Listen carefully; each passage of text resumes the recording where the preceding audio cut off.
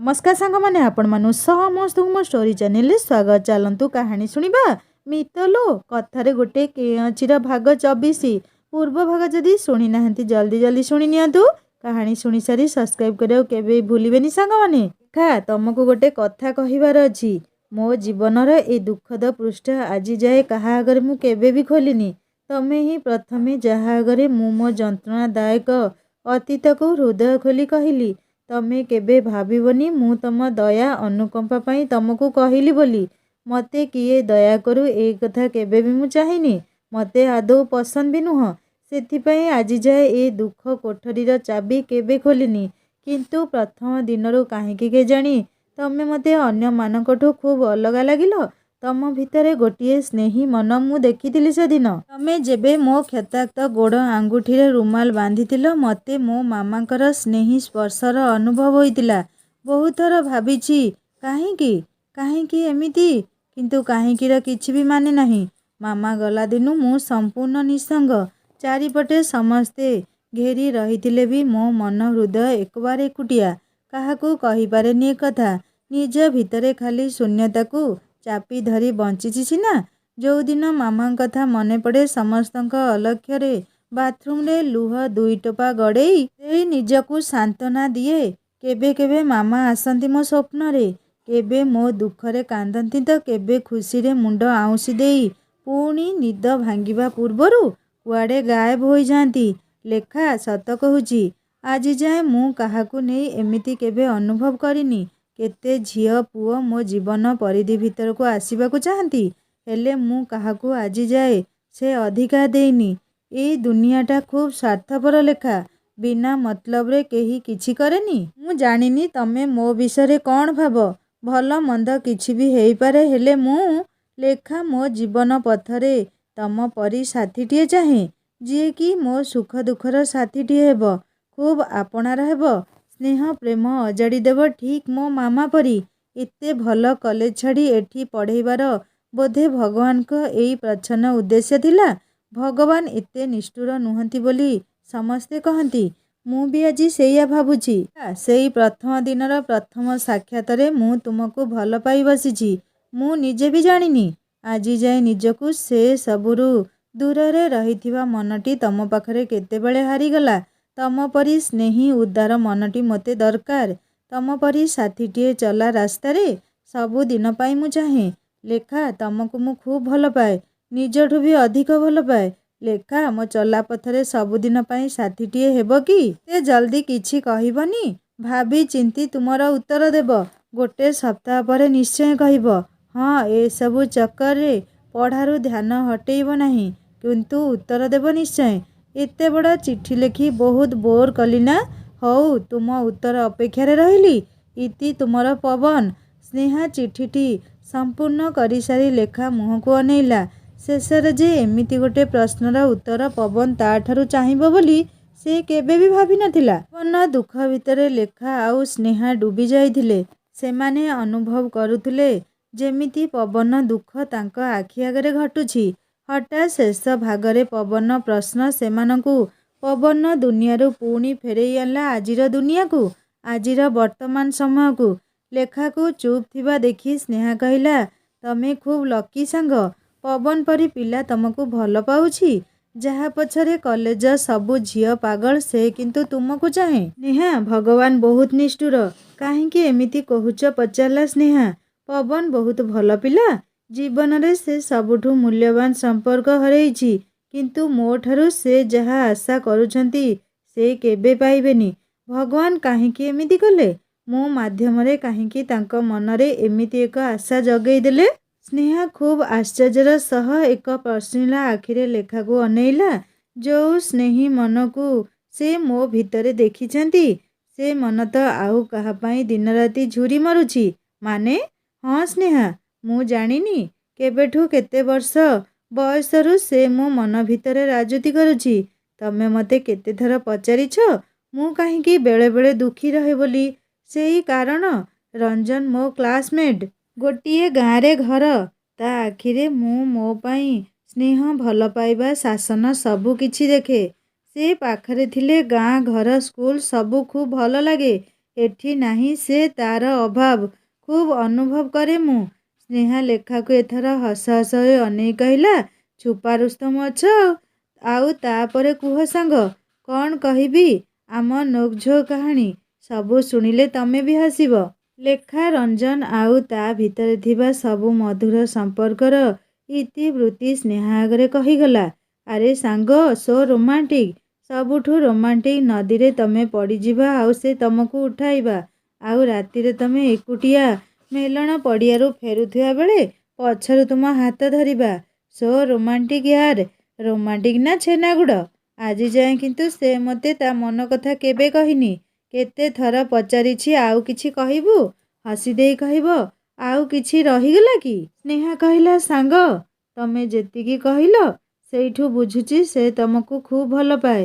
ଆଉ ସେ ଭାବୁଥିବ କହିବା କ'ଣ ଦରକାର। ମୁଁ ବି ସେଇଆ ଭାବେ। ତା ଆଖି ଦେଖିଲେ ଲାଗେ ମୋ ପାଇଁ ତା ମନରେ ସ୍ନେହ ଖୁନ୍ଦି ହୋଇ ରହିଛି। ତଥାପି ବେଳେବେଳେ ଲାଗେ କାହିଁକି କିଛି କହୁନି ସେ ଏଯାଏଁ।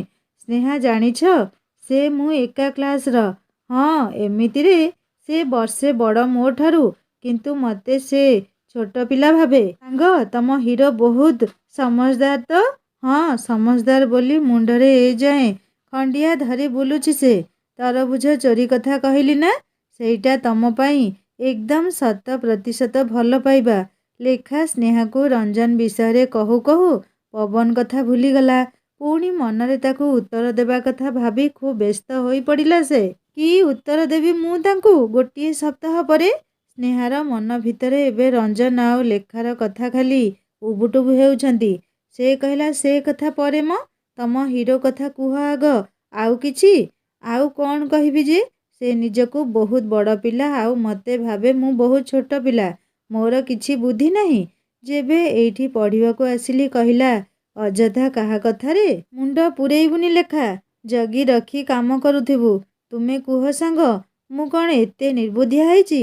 ଆରେ ତମ ହିରୋ କୋଉଠି ଏବେ କହିଲନି ତ? କଟକରେ ରେଭେନ୍ସା କଲେଜରେ ପଢ଼ୁଛି ସେ। ମୋତେ ବି କହୁଥିଲା ସେଇଠି ପଢ଼ିବା ପାଇଁ। କହିଲା ଦେଖି ଚାହିଁ କାମ କରୁଥିବୁ। ଯାହା ହେଲେ ମୁଁ ସେଠି ନଥିବି ଯେ। ହଁ ସାଙ୍ଗ, କିଛି ବି ପ୍ରୋବ୍ଲେମ ହେଲେ ରଞ୍ଜନ ସବୁବେଳେ ମୋ ସାଥିରେ ଥାଏ। ସେଇଥିପାଇଁ ମୁଁ ପ୍ରଥମେ ଖୁବ୍ ମିସ୍ କରୁଥିଲି ତାକୁ ଏଠି। ଆଉ ଏବେ? ଛାଡ଼ ନା ତା କଥା। ଏବେ କ'ଣ କରିବି କୁହ? କୋଉ କଥା ଯେ? ପବନକୁ କ'ଣ ଉତ୍ତର ଦେବି ମୁଁ? ମୁଁ ତାଙ୍କ ମନ ଭାଙ୍ଗି ଦେବାକୁ ଚାହେଁନି। ସେ ଖୁବ୍ ଦୁଃଖୀ ପିଲାଟେ।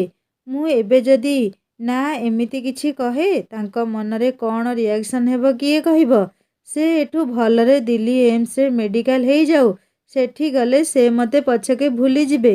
ଏବେ ଯଦି ମୁଁ ତାଙ୍କୁ ନା କହିବି ସେ ପଢ଼ାରେ ହେଳା କରିଲେ ତ? ସାଙ୍ଗ, ଏମିତି ଆଶା ଭିତରେ କାହାକୁ ରଖିବା କ'ଣ ଠିକ୍ କଥା? ବୁଝୁଛି ଯେ, ହେଲେ ମୋ ପାଇଁ କାହାର କିଛି କ୍ଷତି ହଉ ମୁଁ ଚାହେଁନି। ଆଉ ପବନ ବାବୁଙ୍କ ତ କେବେ ନୁହଁ। ସେ ବହୁତ ଭଲ ପିଲା। ଲେଖା ଆଉ ସ୍ନେହା ଛାତ ଉପରୁ ତଳକୁ ରୁମକୁ ଆସିଲେ। ଅନ୍ୟ ସାଙ୍ଗମାନେ କହିଲେ, ତମେ ଦିଜଣ କେତେ ପାଠ ପଢ଼ୁଛ ଯେ ସବୁବେଳେ ଛାତକୁ ଦୌଡ଼ୁଛ? ଆଉ ଥରେ ଭୂତ ବାହାରିଲେ କ'ଣ କରିବ? ଲେଖା ଟିକିଏ ହସି ଦେଇ କହିଲା, ଭୂତ ତ ହସ୍ପିଟାଲରେ ଆଉ ନାହିଁ ଭୂତ। ଲେଖା ସମସ୍ତଙ୍କ ଅଲକ୍ଷ୍ୟରେ ପବନର ଚିଠିଟି ସୁଟକେସରେ ରଖିଦେଲା। ରାତିରେ ଆଜି ତାକୁ ଭଲ ନିଦ ହେଲାନି। ପବନର ସେଇ ନିରୀହ ମୁହଁ ଆଉ ଚିଠିରେ ଶେଷରେ ଥିବା ପ୍ରଶ୍ନ ମନରେ ବାର ବାର ଉଙ୍କି ମାରିଲା। ସେଇ ଭିତରେ ମନଟା କେତେବେଳେ ରଞ୍ଜନ ପାଖକୁ ଧାଇଁ ଯାଇଛି ସେ ଜାଣିନି। ମନେ ମନେ ରଞ୍ଜନକୁ ଗାଳି ବି ଦେଉଛି। କିଛି ତ ମନ ଖୋଲି କହିଦିଅନ୍ତୁ ମୋତେ। ତୋ ହୃଦୟରେ ଥିବା ଭାବନା କିଛି ତ କେବେ କହିଦିଅନ୍ତୁ ନା। ନା, ସବୁବେଳେ ଖାଲି ଏମିତି କେତେ ଅଭିଯୋଗ ମନରେ ଭାବୁ ଭାବୁ ସେ କେତେବେଳେ ଶୋଇପଡ଼ିଛି ଜାଣିନି। ରେଭେନ୍ସା କଲେଜ ହଷ୍ଟେଲ ଛାତ ଉପରେ ରଞ୍ଜନ ଖୁବ୍ ଉଦାସ ହୋଇ ବସିଛି। ନିଜର ସବୁ ଟାସ୍କ ସାରି ନିଦ ନ ଆସିବାରୁ ଛାତ ଉପରେ ବୁଲୁଛି। ଆଜି କାହିଁକି ତା'ର ଲେଖା କଥା ଖୁବ୍ ମନେ ପଡ଼ୁଛି। ଜାଣିବାର ଉପାୟ ବି ନାହିଁ। କ'ଣ ହେଲା କାହିଁକି ଆଜି ସେ ଏତେ ମନେ ପଡ଼ୁଛି ମୋର? ତା ଦେହ ମୁଣ୍ଡ ଭଲ ଅଛି ତ? ନା ଆଉ କ'ଣ ହେଲା? ହୁଣ୍ଡିକୁ ତ କିଛି ଜଣା ନାହିଁ। ବିପଦକୁ ହାତ ଧରି ଡାକି ଆଣିବ। ରଞ୍ଜନ କେତେ ଆଶଙ୍କାରେ ଖାଲି ଡହଳ ବିକଳ ହେଉଛି। ମନେ ମନେ ଭଗବାନଙ୍କୁ ପ୍ରାର୍ଥନା ବି କରିସାରିଲାଣି ଚଣ୍ଡୀର କିଛି ନ ହେଇଥାଉ। ଲେଖାକୁ ଆଜି କଲେଜ ଯିବାକୁ ଟିକେ ବି ମନ ନାହିଁ। ସାମ୍ନାରେ ପବନ ଆସିଲେ କ'ଣ କହିବ? ଏବେ ହାତରେ ସପ୍ତାହ ସମୟ ତ ଅଛି। ହେଲେ ଗୋଟିଏ ସପ୍ତାହ ପରେ ଲେଖା କ୍ଲାସ୍ ସାରି ଫିଜିକ୍ସ ଟ୍ୟୁସନ୍ ପାଇଁ ଅନୁରାଧା ମ୍ୟାଡ଼ାମଙ୍କ ପାଖକୁ ଖୁବ୍ ଶଙ୍କାରେ ଯାଉଛି। ଭିତରେ ପଶୁ ପଶୁ କାଚ କାନ୍ଥର ଆରପଟୁ ପବନ ଆଖି ସହ ଆଖି ମିଶିଗଲା ତାର। ଲେଖା ପବନକୁ ଦେଖି ତଳକୁ ମୁହଁ ପୋତି ମ୍ୟାଡ଼ାମଙ୍କ ଆଗରେ ପଢ଼ିବାକୁ ବସି ଖାତା ପେନ୍ ବାହାର କଲା। କିନ୍ତୁ ମନ ଆଜି ତାର ଜମା ପଢ଼ାରେ ନାହିଁ। ପବନକୁ ଦେଖି ସେ କାଲିର ତା ଚିଠି କଥା ଭାବୁଛି। ପବନକୁ ଦେଖିବା କ୍ଷଣି ମନ ଭିତରେ ପବନ ଜୀବନରେ ଘଟି ଯାଇଥିବା ଦୁଃଖ ଦିନଗୁଡ଼ିକ ତା ଆଖି ଆଗରେ ନାଚିଗଲା।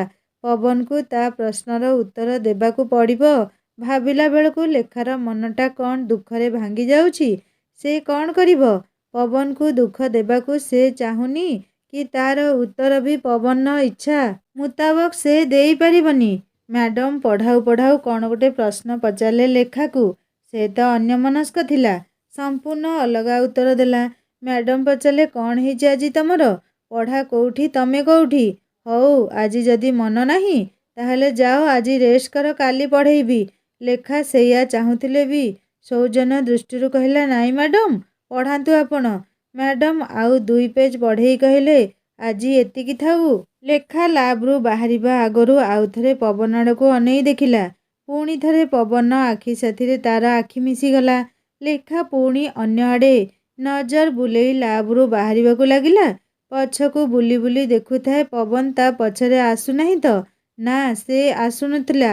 ଲେଖା ଏଥର ନିଶ୍ଚିତ ହୋଇ ଚାଲିବାକୁ ଲାଗିଲା। ହଷ୍ଟେଲରେ ପହଞ୍ଚି ଲେଖା ଗୋଟିଏ ଶାନ୍ତିରେ ନିଶ୍ୱାସ ମାରିଲା। ତା ପେଟରୁ ଭୋକ ମରିଯାଇଥିଲା। ସେ କିଛି ଖାଇଲାନି। ସ୍ନେହା କହିଲା, ଏମିତି ହେଲେ କ'ଣ ଚଳିବ? ମତେ କିଛି ଭଲ ଲାଗୁନି। ପବନର ଆଶାୟୀ ଆଖି ଦୁଇଟି ମତେ ଖୁବ୍ ବ୍ୟସ୍ତ କରୁଛି। ଆଜି ସେ କିଛି କହିଲେନି, କିନ୍ତୁ ଆଖି ଦୁଇଟି ବହୁତ କିଛି କହୁଥିଲା। ତାହେଲେ ହଁ କହିଦିଅ। ଲେଖା ଚମକି ପଡ଼ିଲା ସ୍ନେହା କଥାରେ। ଯେମିତି ମନରେ ଗୋଟେ ଧକ୍କା ଲାଗିଲା ତାର। ସେ ଖୁବ୍ ଦୁଃଖରେ କହିଲା, ସ୍ନେହା, ତମକୁ ସବୁ ତ କହିଛି। ରଞ୍ଜନ କିଛି ନ କହିଲେ ବି ମୁଁ କିନ୍ତୁ ଆଉ କାହା କଥା କେବେ ଭାବିନି କି ଭାବି ପାରିବିନି। ତମ ହିରୋ କ'ଣ କି ଏମିତି? ଟିକେ ମଜା କରି ସ୍ନେହା କହିଲା, ମୁଁ ଜାଣିନି ସେ କ'ଣ। ସେ ସବୁ କିଛି ସାଙ୍ଗ ବି ତା'ଠାରୁ ଆହୁରି ଅଧିକ କିଛି ସେ। ଆଚ୍ଛା, ତୁମ ହିରୋ ଦେଖିବାକୁ କେମିତି? ସ୍ନେହା ପ୍ରଶ୍ନରେ ଲେଖା ଟିକେ ଲାଜେଇ ଗଲା। ସେ ପବନର ଟେନସନ୍ ଭୁଲିଗଲା। ସ୍ନେହା ପୁଣି ପଚାରିଲା, କୁହ, କେମିତିକା ସେ ଦେଖିବାକୁ? ଫିଲ୍ମ ହିରୋଠୁ ବି ହ୍ୟାଣ୍ଡସମ୍ ସେ। ଆରେ ବାଃ, ତମ ହିରୋଙ୍କୁ ଦେଖିବାକୁ ଇଚ୍ଛା ହେଲାଣି। ସ୍ନେହା, ବଡ଼ ବିଷମ ପରିସ୍ଥିତିରେ ମୁଁ ପଡ଼ିଲି। ପବନ ପାଇଁ ନିଜକୁ ଅପରାଧୀ ଲାଗୁଛି। ଏମିତି ଛକାପଞ୍ଝା ଭିତରେ 6 ଦିନ ବିତିଗଲାଣି। ପବନ ଲେଖା ସହ ଗୋଟେ ଶବ୍ଦ ବି କହିନି। କେବଳ ଦୂରରୁ ଗୋଟିଏ ଆଶାୟୀ ନଜରରେ ତାକୁ ଚାହିଁ ରହିଥାଏ। କଥା ନ କହିବା ଯୋଗୁଁ ଲେଖା ମନେ ମନେ ଖୁସି ହେଉଛି। ପବନ ଯାହା ହେଉ ନିଜେ ନିଜେ ମନକୁ ବୋଧେ ବୁଝେଇ ନେଇଛି। ସପ୍ତାହର ଶେଷ ଦିନ ଆଜି। ପବନକୁ ତା ପ୍ରଶ୍ନର ଉତ୍ତର ଦେବାର ଶେଷ ଦିନ। ହେଲେ 6 ଦିନ ହେଲା ପବନ ଲେଖା ସହ କିଛି କଥା ହେଇନି କି ତା ସାମ୍ନାକୁ ବି ଆସିନି। ଲେଖା ଭାବୁଛି ପବନ ଆଜି ବି କିଛି ପଚାରିବନି ବୋଧହୁଏ। ସେ ଆଜି ଲାବ୍ରୁ ପଢ଼ୁ ପଢ଼ୁ ଥରେ ପବନକୁ ଅନେଇଲା। ଆଜି ପବନ ତାକୁ ଥରଟିଏ ବି ଦେଖୁନାହିଁ। ଲେଖା ମନେ ମନେ ଖୁସି ହୋଇଗଲା। ଯାହା ହେଉ, ପବନକୁ କିଛି କହିବାକୁ ପଡ଼ିବନି। ସେ ଟ୍ୟୁସନ୍ ସାରି ପଛ ଦେଇ ସେ ପ୍ରେମ ଗଳି ପାରି ହୋଇ ତଳକୁ ଓହ୍ଲେଇବାକୁ ପାହୁଚରେ ଗୋଡ଼ ରଖୁଛି କି ନାହିଁ, ପଛରୁ ପବନ ଡାକିଲା, ଲେଖା। ଲେଖା ନିଜ ନାମ ପବନ ମୁହଁରୁ ଶୁଣିବା କ୍ଷଣି ଛାତି ତାର ଧଡ଼ ଧଡ଼ ହେଲା। ସେ ସେଇଠି ଠିଆ ହୋଇଗଲା। ପବନ ତା ପାଖରେ ପହଞ୍ଚି କହିଲା, କିଛି ନ କହି ଚାଲି ଯାଉଛ ଯେ? ମୋ କଥା କ'ଣ ଭୁଲିଗଲ କି? ଲେଖା ତଳକୁ ମୁହଁ ପୋତି ଠିଆ ହେଲା। ପବନ ପୁଣି କହିଲା, କିଛି କହିବନି ଆଜି? ମୁଁ ତୁମକୁ ଗୋଟିଏ ସପ୍ତାହ ଦେଇଥିଲି ଭାବିବାକୁ। ଆଜି ପୂରା ସପ୍ତାହ ହୋଇଗଲାଣି। କ'ଣ କୁହ ତ? ଲେଖା କ'ଣ କହିବ କିଛି ବୁଝିପାରୁନି। ପବନ ଆଜି ପଚାରିବ ବୋଲି ସେ କେବେ ବି ଭାବି ନଥିଲା। ନହେଲେ ସେ ଆଗରୁ ଟିକେ ବୁଦ୍ଧି ବାହାର କରିଥାନ୍ତା। ଲେଖାର ଦୋଦପାନ ଦେଖି ପବନ ବୋଧେ ବୁଝିପାରିଲା। ସେ କହିଲା, କ'ଣ ଆଜି କିଛି କହିବନି? ଆହୁରି ସମୟ ଦରକାର ଭାବିବାକୁ। ଲେଖା ମୁଣ୍ଡ ହଲେଇ କହିଲା, ହଁ। ପବନ ଟିକେ ହତାଶ ଭରା ହସ ହସିଦେଇ କହିଲା, ଆଉ କେତେ ଦିନ? ଯେତେ ଦିନ ତମେ ସମୟ ନେଲେ ବି ମୁଁ କିନ୍ତୁ ତମ ଜବାବ ପାଇଁ ଅପେକ୍ଷା କରିବି। ଏତିକି କହି ପବନ ସେଠୁ ଯିବାକୁ ଲାଗିଲା। ଲେଖା ପବନର ଯିବା ବାଟକୁ ଚାହିଁ ରହିଲା। ନିଜକୁ ଖୁବ୍ ଖରାପ ଲାଗିଲା। ଏବେ ସବୁ ରାଗ ଯାଇ ରଞ୍ଜନ ଉପରେ ଛିଡ଼େଇଲା। ମନେ ମନେ ଭାବୁଛି, ଆଜି ଯାଇ ତୁ ଏମିତି କେବେ ପଚାରିଲୁନି? ଥରେ ତ କହିଥାନ୍ତୁ। ଠିକ୍ ଅଛି, ନ କହତୁ। ଏମିତି ଭାବନା ଭିତରେ ସେ ହଷ୍ଟେଲରେ ପହଞ୍ଚିଲା। ହଷ୍ଟେଲରେ ପହଞ୍ଚି ଦେଖିଲା ସବୁ ଝିଅମାନେ ଦଳ ଦଳ ହୋଇ ବସିଛନ୍ତି। ସେ ଶୁଣିଲା ଏବେ ଗଣେଶ ପୂଜା ମିଟିଂ ହେବ, ଛାତ ଉପରକୁ ଯିବାକୁ ପଡ଼ିବ। ଲେଖାର ଶୁଖିଲା ମୁହଁଟିକୁ ଦେଖି ସ୍ନେହା ପଚାରିଲା, କ'ଣ ହେଇଛି ସାଙ୍ଗ? ପବନ ବାବୁଙ୍କ ସହ ଦେଖା ହେଲା? କ'ଣ କହୁଥିଲେ ସେ? ଲେଖା ଆଖିରେ ନାରୀ ସୁଲଭ ଲୁହ ଜକେଇ ଆସିଲା। ଓହୋ ସ୍ନେହା, ସେଦିନ ସେଇଥିପାଇଁ କହିଥିଲି ନା, ଭଗବାନ ପବନ ପାଇଁ ଖୁବ୍ ନିଷ୍ଠୁର। ଏତେ ଦୁଃଖ ଦେଲା ପରେ ବି ତାଙ୍କ ମନ ବୁଝୁନି। ତମେ କେମିତି ଜାଣିଲ ଭଗବାନ ନିଷ୍ଠୁର ବୋଲି? ହୁଏତ ତମେ ଦିନେ ପବନ ବାବୁଙ୍କୁ ହଁ କହିପାର। ସ୍ନେହା, ତମେ ସେମିତି କୁହନି। ରଞ୍ଜନ ବିନା ମୁଁ କିଛି ନୁହଁ। ଲେଖା ଆଉ କିଛି କହିପାରିଲାନି। ରଞ୍ଜନ ମୁହଁ ତାକୁ ଭାବୁକ କରିଥିଲା। ସ୍ନେହା ପୁଣି ପଚାରିଲା, ଆଜି ପବନ ବାବୁ କ'ଣ କହିଲେ କି? ହଁ, ପଚାରିଲେ କ'ଣ ଭାବିଲ? କିଛି କହିଲନି ଯେ? ମୁଁ ଚୁପ୍ ରହିବା ଦେଖି ସେ କହିଲେ, ଆହୁରି ସମୟ ଯଦି ଦରକାର ନିଅ, କିନ୍ତୁ ତମ ଜବାବ ପାଇଁ ମୁଁ ଅପେକ୍ଷା କରିବି। ଜାଣିଲ ସ୍ନେହା, ମୋତେ ସେତେବେଳେ ନିଜକୁ ଅପରାଧୀଟିଏ ପରି ଲାଗୁଥିଲା। ଛାତ ଉପରେ ଆଜି ପୁରା ହଷ୍ଟେଲ ଯାକର ପିଲା ମିଟିଂ ପାଇଁ ଆସିଛନ୍ତି। ହଷ୍ଟେଲରେ ପୂଜା ହେବ। ଫାଷ୍ଟ ଇୟର ପିଲାଙ୍କୁ ଡେକୋରେସନ୍ ଦାୟିତ୍ୱ ମିଳିଲା।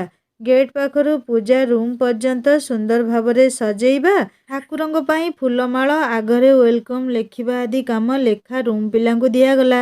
ବାକି ସବୁ କାମ ଅନ୍ୟ ପିଲାମାନଙ୍କ ମଧ୍ୟରେ ବାଣ୍ଟି ଦିଆଗଲା।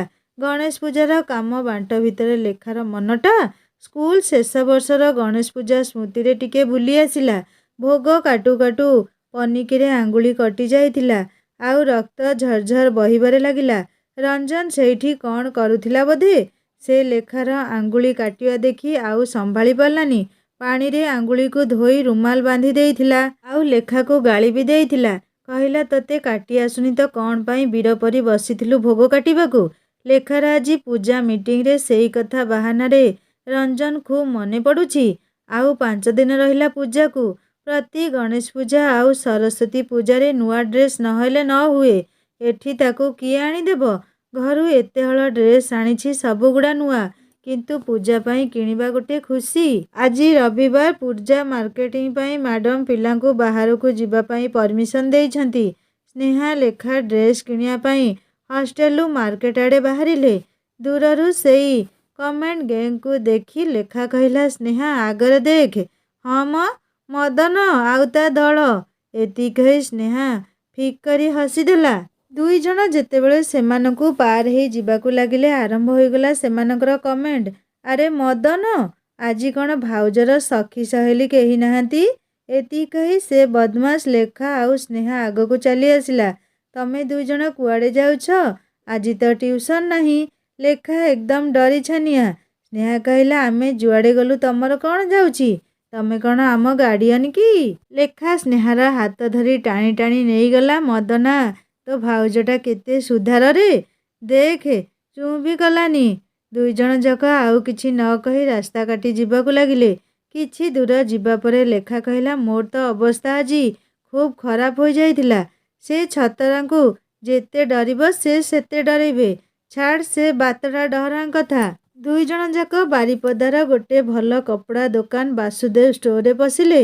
ଲେଖାର ଆଖି ଅଚାନକ ଆଉ ଗୋଟେ କାଉଣ୍ଟରରେ କପଡ଼ା ଦେଖୁଥିବା ପବନ ଉପରେ ପଡ଼ିଲା। ଲେଖା ସ୍ନେହାକୁ କହିଲା, ଦେଖ ସେଠି କିଏ? ଆରେ ବାଃ। ପବନ ଲେଖାକୁ ବି ଦେଖିନେଇ ତା ଆଖିରେ ଖୁସିର ଚମକ ଖେଳିଗଲା।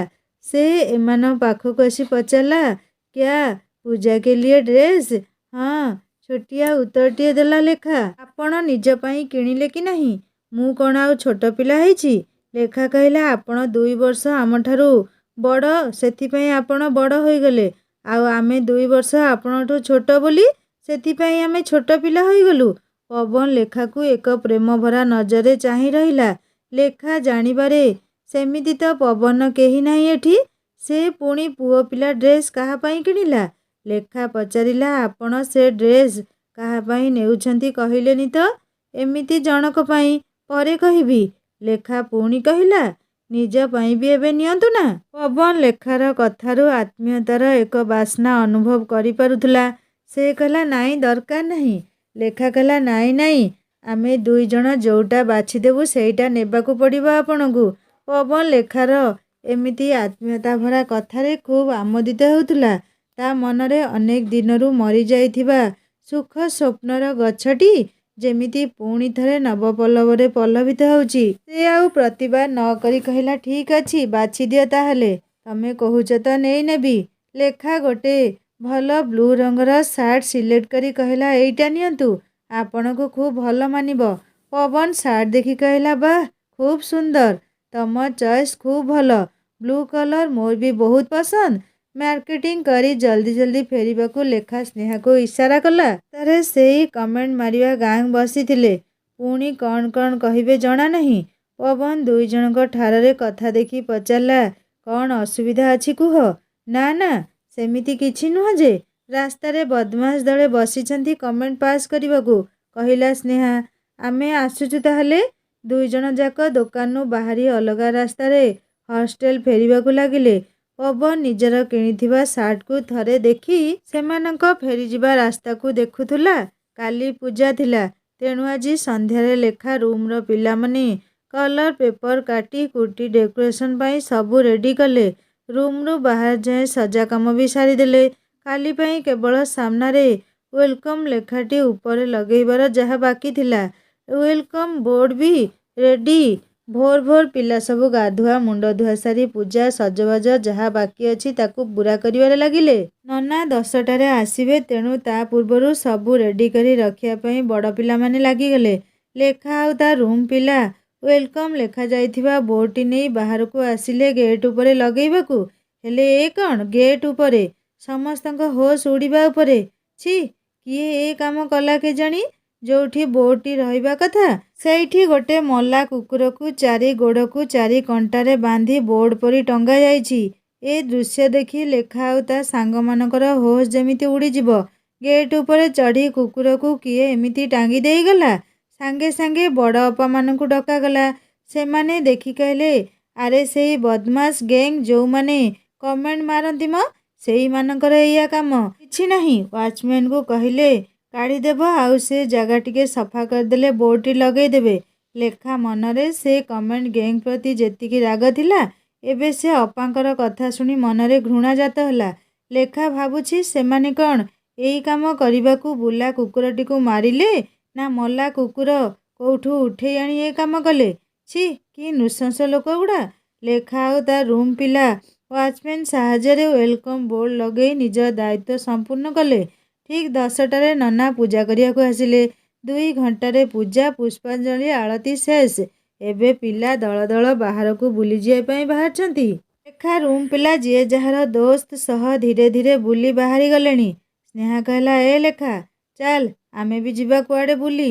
ଫାଷ୍ଟ ହଷ୍ଟେଲ ଯିବା, ତାଙ୍କର ଗଣେଶ ମୂର୍ତ୍ତି ଦେଖିବାକୁ। ମତେ ଯିବାକୁ ଇଚ୍ଛା ଯେ, ହେଲେ ସେଠି ପବନ ସହ ଦେଖାହବ ଯଦି? ସେ ଭାବିବ ମୁଁ ତା ସହ ଦେଖା କରିବାକୁ ଆସିଛି। ମୁଁ ତା ଆଶା ବଢ଼େଇବାକୁ ଚାହେଁନି ଅଧିକ। ଏତେ ବଡ଼ ହଷ୍ଟେଲରେ ସେ କୋଉଠି ଥିବ, ଆମ ତା ସହ କେମିତି ଦେଖାହବ ଯେ? ହଉ ଚାଲ ଯିବା ତାହେଲେ। ମତେ ଦେବେଶ ବି ଡାକିଛି ତା ହଷ୍ଟେଲ ପୂଜା ଦେଖିବାକୁ। ଲେଖା ଆଉ ସ୍ନେହା ଖୁବ୍ ଖୁସିରେ ପବନ ହଷ୍ଟେଲ ଆଡ଼େ ଚାଲିଲେ। ହଷ୍ଟେଲ ଗେଟ୍ ଦୁଇ ସାଇଡ୍ରେ 2ଟି ସାଉଣ୍ଡ ବକ୍ସରେ ଡିସ୍କୋ ମ୍ୟୁଜିକ୍ରେ କାନ କ'ଣ ହେଇଯାଉଛି। ହଷ୍ଟେଲରେ ପଶିଲେ ସେମାନେ। ସିନିୟର ଅପା କେତେଜଣଙ୍କୁ ବି ଲେଖା ସ୍ନେହା ଦେଖିଲେ। ଏତେ ବଡ଼ ହଷ୍ଟେଲ, ପୂଜା ରୁମ୍ କୋଉଠି ଏମିତି ଭାବୁ ଭାବୁ ଲେଖା ଫ୍ଲୋରକୁ ଅନେଇ କହିଲା, ଦେଖ କ'ଣ ଲେଖା ହୋଇଛି। ଏରୋ ମାର୍କ ଉପରେ ଲେଖା ହୋଇଛି ଫଲୋ ମି। କେତେ ଏରୋ ଫଲୋ ମି ପାର ହେବା ପରେ ପୁରା ଉପରେ 3rd ଫ୍ଲୋରରେ ଠାକୁରଙ୍କ ପୂଜା ରୁମ୍। ଲେଖା କହିଲା, ହେ ଭଗବାନ, ଫାଇନାଲି ପୂଜା ମଣ୍ଡପ ମିଳିଗଲା।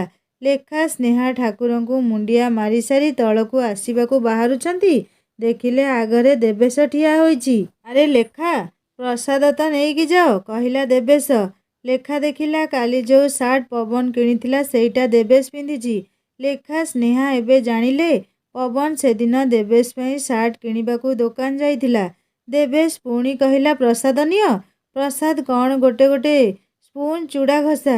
ଲେଖା କହିଲା, ଦେବେଶ, ତମ ପିଲାଗୁଡ଼ା ଖୁବ୍ କଞ୍ଜୁସ୍। ଆମ ହଷ୍ଟେଲ ଚାଲ, କେମିତି ପ୍ରସାଦ ବନେଇଛୁ ଦେଖିବ। ଆରେ ବଡ଼ ପିଲା ଯାହା କରିଲେ ଆମେ ଫାଷ୍ଟ ଇୟରକୁ କିଏ ପଚାରେ। ହଁ, ସବୁ ପଇସା ଭସାଣିରେ ଖର୍ଚ୍ଚ ହେବ ବୋଲି କହୁଥିଲେ। ଲେଖା ଆଉ ସ୍ନେହା ତଳକୁ ଓହ୍ଲେଇ ଆସି ବାରଣ୍ଡାରେ ଆଗକୁ ଯାଉଛନ୍ତି। ଆଗରେ ଦେଖିଲେ ସାଙ୍ଗମାନେ ଲେଖା ଓ ସ୍ନେହା ଆଗରେ କାହାକୁ ଦେଖିଲେ ତାହା ଶୁଣିବା ନେକ୍ସଟ ପାର୍ଟରେ। ଆପଣମାନେ ଯଦି ଗେସ୍ କରିପାରୁଛନ୍ତି ତାହେଲେ ମୋତେ କମେଣ୍ଟ କରି ନିଶ୍ଚୟ ଜଣାନ୍ତୁ। କାହାଣୀ କେମିତି ଲାଗିଲା ମୋତେ କମେଣ୍ଟ କରି କହିବେ। ଆଉ ଯଦି ଭଲ ଲାଗିଥାଏ ସବସ୍କ୍ରାଇବ୍ କରି ବେଲ୍ ଆଇକନ୍ ନିଶ୍ଚୟ ଦବାଇଦେବେ। ସାଙ୍ଗମାନେ, ମୋ ମନରୁ ଗୋଟିଏ ଅପ୍ରିୟ ସତ କଥା କହୁଛି। ଆପଣମାନେ ଭାବୁଥିବେ ଏତେ କମ୍ ସମୟର କାହାଣୀ ମୁଁ କାହିଁକି ଲେଖୁଛି। ସତ କହିଲେ ସାଙ୍ଗମାନେ, ଏବେ ଶୀତ ଦିନ ନା, କାହାଣୀ ଲେଖୁ ଲେଖୁ ଆଖି ବି ଢୁଳେଇ ପଡ଼ୁଛି। ସେଥିପାଇଁ କମ୍ ସମୟର କାହାଣୀ ଏବେ ଛୋଟ ଦିନ ବି। ମାନଙ୍କ ଭଲ ପାଇବା ସ୍ନେହ ଶ୍ରଦ୍ଧା ଏମିତି ମୋ ସହିତ ସବୁଦିନ ପାଇଁ ଥାଉ। ମୁଁ ଏମିତି ଆପଣମାନଙ୍କୁ ସୁନ୍ଦର ସୁନ୍ଦର କାହାଣୀ ଦେବାକୁ ଚେଷ୍ଟା କରିବି। ହିନ୍ଦୀ ଷ୍ଟୋରି ଚ୍ୟାନେଲକୁ ଭିଜିଟ୍ କରନ୍ତୁ। ନୂଆ ନୂଆ କାହାଣୀ ଅପଲୋଡ଼ ହେଇଯାଇଛି। କାହାଣୀ ଶୁଣିସାରି ସବସ୍କ୍ରାଇବ୍ କରିବାକୁ କେବେ ବି ଭୁଲିବେନି। ରହୁଛି, ନମସ୍କାର, ଜୟ ଜଗନ୍ନାଥ।